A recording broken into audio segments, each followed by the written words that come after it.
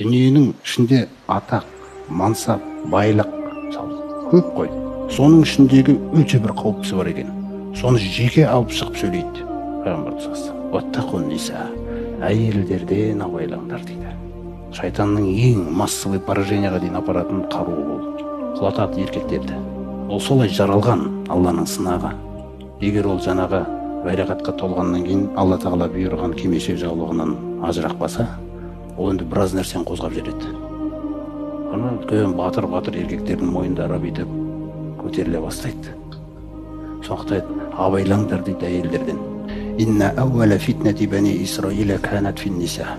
Сендерден бұрын Тәуратқа ие болған Исраил ұрпақтарын Алланың жолынан тайдырып жіберген ең әуелгі фитна әйелдерге қатысты болған дейді. Ал енді бұл дүниенің ішіндегі ең қауіптісі осы әйелдер болса, дүниедегі берілген нәрселердің ең қайырлысы да әйел екен.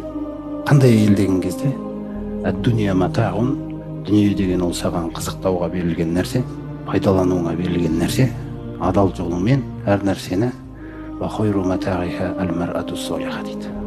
Оның ішіндегі ең қайырлы қызық ол салиқалы әйел дейді.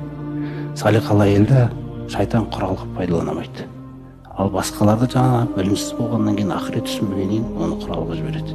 Сондықтан ол көп жарнамаларда қатысы жоқ, әйел затының мүлде қатысы жоқ бір жарнамаларда ол қатысып жүреді.